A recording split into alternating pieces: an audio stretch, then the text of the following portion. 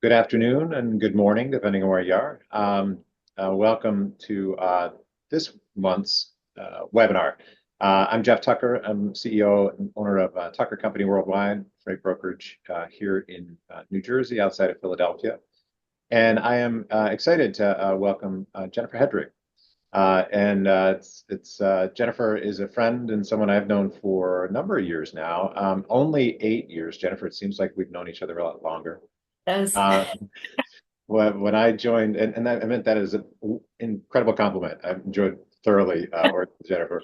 And when I rejoined Knit League, the National Industrial Transportation League, Jennifer was the executive director there, and Jennifer did an amazing job, I think, of helping the league during, and that's the largest shipper organization in the country, helping the league survive and transition from where it was to where it is now. It's a much stronger organization. So today, couple and a half years later, Jennifer is president and CEO of Women in Trucking. So Jennifer, how are you? And tell us about you and Women in Trucking.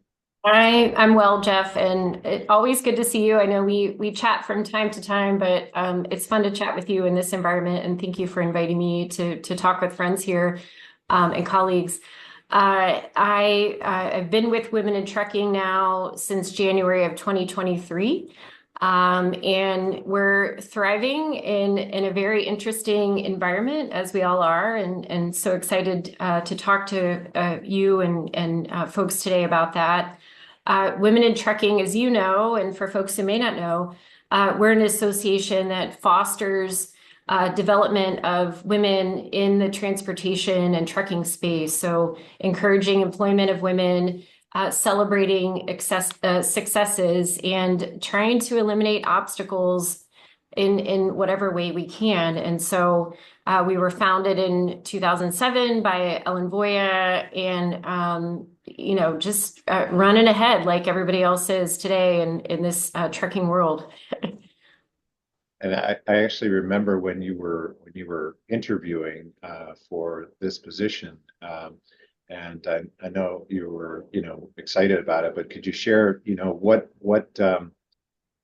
what inspired you to take on a leadership role with Women in Trucking? Mhm.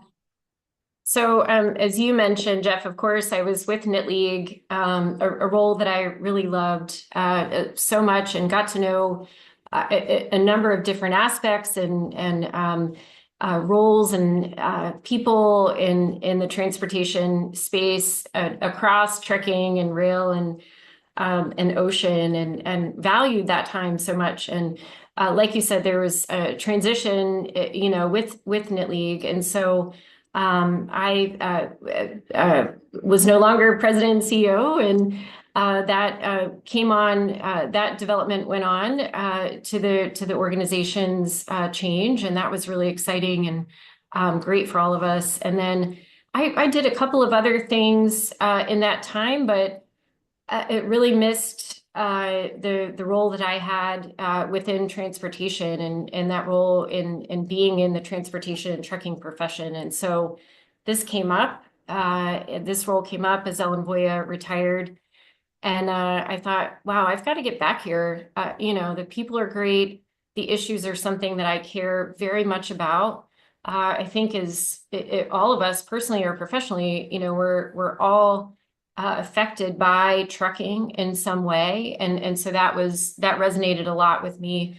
And the work that Ellen had done with this organization to grow it and represent women and represent issues that women were focusing on was felt very strongly to me as well.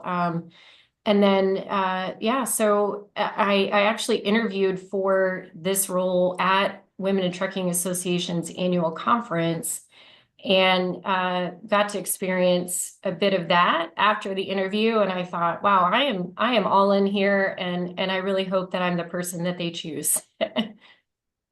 Glad that you did. They did, and great to see how the organization is doing today. Just out of curiosity, what is the demographic in terms of like roles in industry, maybe? So Yeah, sure. It's a great question. We get a lot of questions on that. I think there's an assumption at times that we are a driver focused organization, and Drivers are a key component of Women in Trucking Association, of course, but our tagline is from the driver's seat to the C-suite. And then I add on my own personal tagline, which says "in everything in between." So we're really representing drivers, technicians, early career professionals in accounting and HR, folks who have run up the ladder in their own organizations in a variety of roles. We count a number of CEOs, JB Hunt, Walmart, et cetera, as members and vocal members as well. So we run the gamut, and we represent everybody who wants to have a voice, an opportunity. And it's not just women. We have our membership base is supported by 15% of our membership is supported by men in various roles too. And so always want to share that because we really appreciate, our male allyship as we do the work of the association. Thanks. I just wanted to address sort of the listeners here. I see 12:06 Eastern, and this is typically it's a 15-minute session, and we'll stay online for another 15 minutes. I'll just ask you all to use the Q&A function here and we'll queue some questions for Jennifer, and so please feel free to pepper in questions, and we will get to them in just 8 minutes or so. So Jennifer, is there as you're kind of describing, wow, went from interview right to walking the floor, now 2.5 years later, right? Has there been a big surprise in a positive, in a positive way, and maybe another big surprise, maybe in a challenging way? Yeah, I think, I would say the biggest surprise, Jeff, is really that there's so much work still to do in forwarding women's opportunities in trucking. We've looked at a lot of things over the years, and in my 2.5 years here, we're continuing to look at ways that women can be better positioned, can be protected, can be celebrated, and so that is an area that we still have some opportunities to push ahead on, whether that be through safety or job opportunities or working with companies to hire women who may not it may not hire women, or it may not occur to them that women are key. Women have key opportunities for some of these roles that are open. So I would say that's been a surprise. And in other areas, we talked a little bit about the conference, and in our Accelerate conference, we have 1,800 people every year who attend this conference. It's mostly women. And the opportunities and excitement at this conference was really a game changing for me. And as I said, a reason why I accepted this role.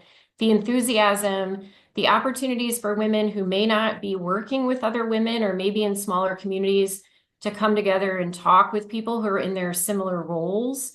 That was really enlightening to see. And really drives a lot of what we do as an organization. We just recently joined, our company just joined as a corporate member, so we have 5 named women. Gosh, we're only a few months, I think, as members, so we look forward to getting involved and learning a little bit more, and I hope to accompany them at least to 1 or 2 of the upcoming events myself to get a sense as well, and help support. What progress have we made that you're proud of, that you could maybe talk a little bit about industry-wide? And then maybe what also what you guys have seen as success within your own organization. There are a lot of things. We have a great team, and I love coming to work every day. We're a fully remote organization, so I'm coming to you from, my home. But we're a fully remote organization. We have a great team who is passionate about what they do in their individual roles and what we do.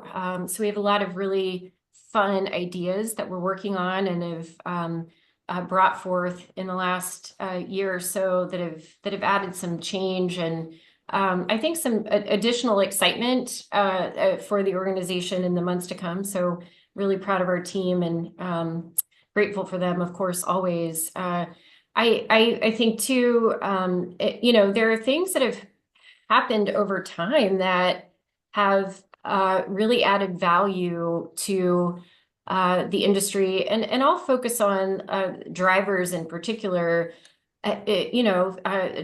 Drivers are coming into truck stops, and you're thinking about female drivers, and they're coming into truck stops. There may be poor lighting. Over time, there were questionable showering situations and privacy situations and things like that. So there have been a lot of advances in that we've been part of with a number of different organizations that we're proud of. And still certainly more to come on that. We have a couple other things that we're working on, related to safety and opportunity, on the driver's side, specifically related to truck parking.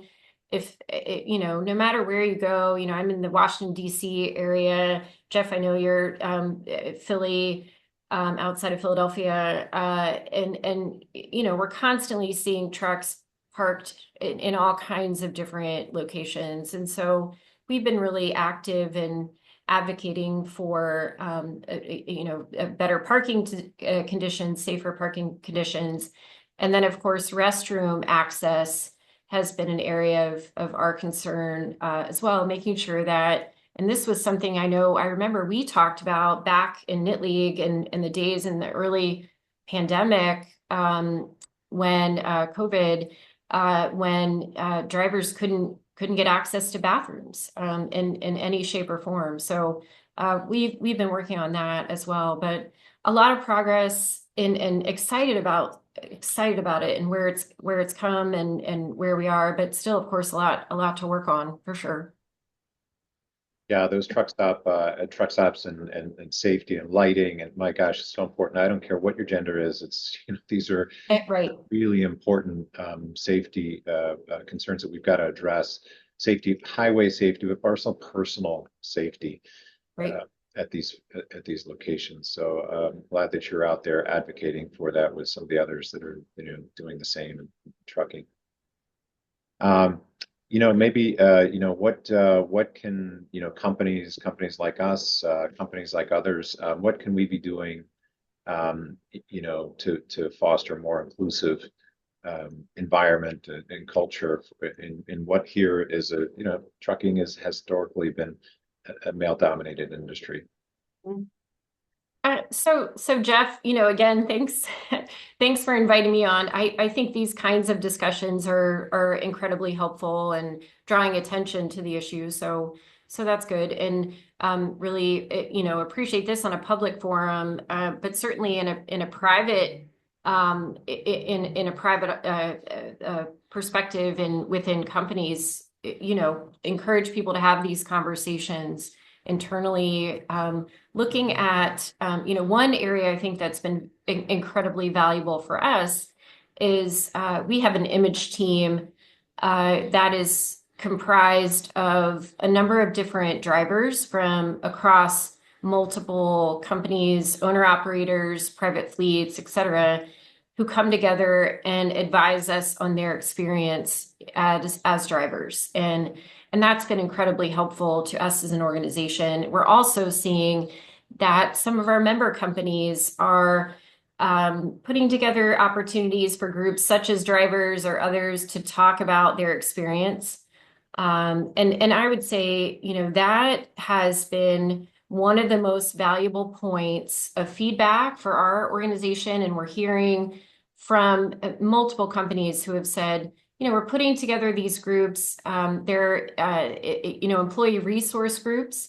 And they may have different titles and goals, but the goal is ultimately to get the feedback of their company members, to have a space where they can share detail and really use that to grow the company and grow the experience of employees, and also use that as a recruiting tool for other employees. So, really proud of that. And I would say, if anyone listening, if you're not doing that, if you want to chat with us about that, we have a lot of resources on that. It's really been an effective tool. And we've seen that through very small organizations to incredibly large, publicly traded companies that are doing this and doing it well, to the betterment of their company, to the betterment of their bottom line.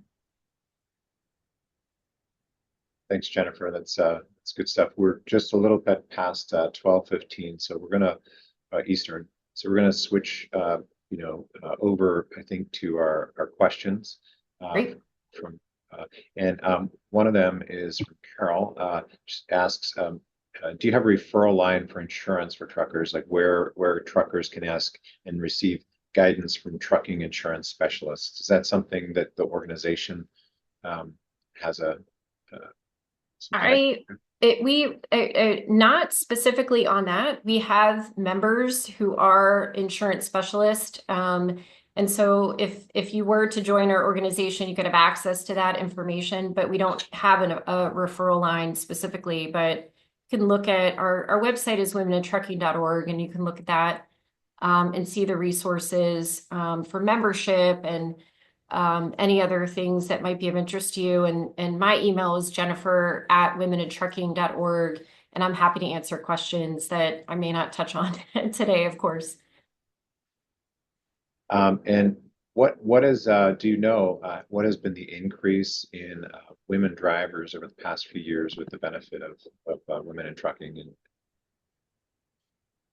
So there are a number of different groups that tag and research the number of drivers in the country, across the board, and specifically focusing on women.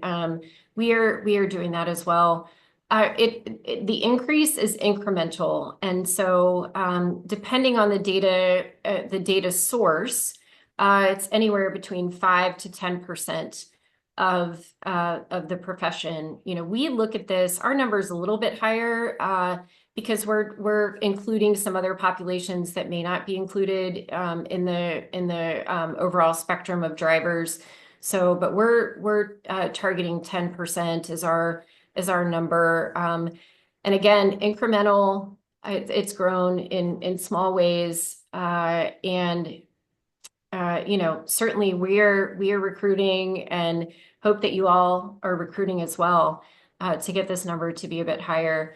I would say generally in the conversations that I have, I was at a conference this past week and had some very detailed conversations with carriers and private fleet carriers in particular, and their numbers are small, and they're looking to increase those. So I was very encouraged by that. But certainly they're not hitting that threshold that we're seeing in our numbers. It's more 1 to 2% probably. Yeah, and last we checked, the for hire driver fleet is about 3.5 million. So there's a lot of room for growth, right? In that Sure. regard. Of The same course. person that asked that question asked, a kind of a follow-up, and I'll just stay with it for a moment, is what's the biggest challenge that women drivers face? You touched on a couple of them. In talking, we just had an event in March that is always a favorite of mine to attend, and it's at Mid-America Trucking Show in Louisville, Kentucky. But we have a salute to women behind the wheel, and we bring a lot of drivers there, and it's really a really fantastic opportunity. 200 drivers and their families attend. and we have an opportunity to chat with them about what's happening. Um, and still the same issues remain, looking at safety, looking at parking, looking at flexibility in their work lives. And that's an area too. I know we haven't really touched on this, but that's really an area that we try to focus on as well. There are women who want to enter the workforce within the driving space that have a lot of caregiving responsibilities, and so may or may not be able to do that because of opportunities at home. And so, looking at that, looking at how they can join and how they can be a part of this community in a way that works for them. These are things that we're working on, of course, as I said, but those are a few highlights. I, think I have four kids, 24-year-old boy and three girls, 21, 18, 16, and the 21-year-old, the oldest, is choosing also not trucking, but choosing also an extremely male-dominated industry. So these things are, very personal to me as I think through what I want them to have, and I want them to have all the choices that anyone has, right, in their career. So it's interesting, you know, because I haven't, as a male, I haven't spent most of my life thinking about these things until about 20 something years ago. Sure. And then that's kind of, you obsess about it. You think about the kind of stuff all the time now. Right. So one question, I think this is an easy one for you, Jennifer. How can someone become a member of Women in Trucking, and also they thank you for what you're doing? Well, thank you so much for that. And again, it's great to be with you all. And thank you, Jeff. So womenintrucking.org is our website. You can check that out. There are a number of it's pretty accessible. And so a number of different links you can look at there. My email is jennifer@womenintrucking.org. And I can direct you to anyone within our team. My colleague Alyssa Kirkman handles membership for us. So we'll direct you to her, and you'll love chatting with her. But yeah, so take a look at the website, and that's really the best way to proceed, honestly. There's a specific question that maybe both of us could take a shot at, but I'm going to give you the guests. This person is new to trucking, has a few drivers using the load boards. However, they want to capture accounts with sort of dedicated lanes. Do you have any suggestions on how to prospect and target brokers and shippers for partnership opportunities? Jeff, I may throw that to you, and I will say just quickly, that's not something that we're targeting as an organization, but I'd love to hear what you have to say about it, and certainly would love to learn more. Sure. Yeah, no. So our company, we're 64 years old now, right? And I'm third generation in the business. My grandfather started the business with two retired people in his apartment after they downsized at age 50. So just a little bit of background there. What he did was he worked very closely to try to find customers and as I've seen the freight industry explode, with especially during the COVID years up until the peak of mid 2022, I'd say that uh, I've for many years now, I've been preaching to owner operators, to any carrier, that they really do need to find at least a core customer or two, right? And then really just sort of envelope and customize your service around serving that core customer or that group of customers. Let them know that you're there for them, and just kind of lock in. And then use brokers, but you really have to be careful in who you're using, because there are good brokers, there are bad brokers, and there are worse than bad, and they're great brokers as well. So I don't want to have two negatives. You really do. You have to understand who, in the end, this is your business, and you don't do business with just anyone. Though I think that there is a very large segment of the industry that does. just do business with anyone and just trusts. And I just don't have that. I don't have that mindset. And I think it's important that, if you're starting out in a business, find a customer or two, envelope them with service, and then, use the right brokers. That would be. Um, oh, And Jeff, I'll just add on a quick thing to that. I've been at various conferences this year, as I know you have, and there's a lot of conversation about fraud.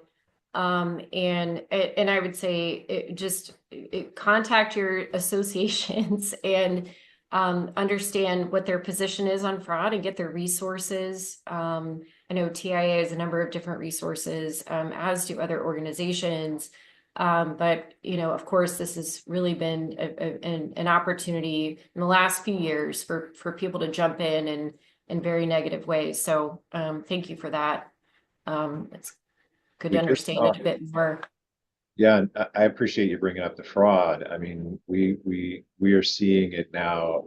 There's been a steady drumbeat in Congress by not by congressional members, but by us in industry, telling them they have to do something about this. And it's reaching, some of the business, some of the media, the television media. I mean, for TV to be picking up on this, and I think fraud is up 26% from in 2024 versus 2023.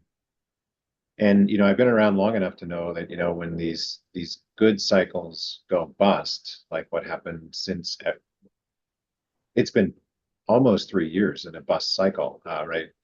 Middle of 20, yeah, May of 2022 was the peak, and we're in 25. Oh my God. So typically what happens is those folks on the bubble, some of those folks on the bubble with less scruples than others, they're they get desperate and they do bad stuff, and that leads to really bad stuff downstream or upstream. So it's a dangerous environment, and it's only more dangerous. You really do have to know who you're dealing with, whether you're a carrier or a broker. And even when you know who you're dealing with, people are stealing identities. People are stealing the identities of motor carriers. They're coming up with email addresses that look like the motor carrier's domain. It's really scary right now. Is Really have to be careful. Let's see, Jennifer, we have a couple more minutes. There is a recommendation. Somebody, Carol from ClaimShield.com, is a Women in Trucking member, suggests reach out to her for those insurance questions.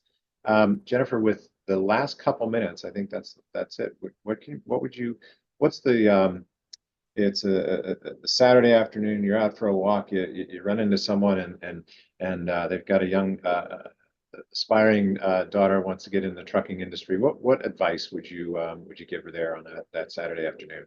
Well, I love that, and I've been so fortunate. I've had opportunities that I've just run into things. Like a couple of weeks ago, I was at my college at a meeting that I needed to attend, and there was a Touch a Truck show down the street that I didn't know about. So it was fun to just sort of walk through that and talk to people and really see what's going on with people in trucking and what kids have questions about.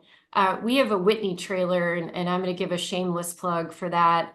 That is a educational trailer that goes around the country, and it has, you walk in and it has educational opportunities. You can learn if you're a young girl or boy or aspiring career professional in whatever realm in trucking. You can learn more about trucking there and how you can get involved. It also has a simulator, and that really is the sort of the creme de la creme of the trailer, and really provides us with an opportunity to educate people and allow them to understand what trucking professionals, especially drivers, experience in these different roles. But I would say, keep learning, keep reading, be informed about what's going on in the world, and how you can be engaged in that in whatever way. And I think us as transportation professionals, we have a lot of opportunity to educate people about what is so positive about this industry and how it drives the economy. in the United States and beyond. And so I'd probably say that in a fewer words than I have now, but that's what's come to mind. So I need to work on my elevator speech on that question, Jeff. I think a little bit. It's perfect. All right. Well, we are out of time. Jennifer Hedrick, Women in Trucking. I thank you so much for being here with us and talking a little bit about the industry and especially from women in trucking and from the perspective of women in trucking as well. So great stuff for us to think about and hopefully act positively toward helping in the future. So look forward to seeing you soon. And thanks everyone for your attendance today. Thanks, everybody. Thanks, Jeff.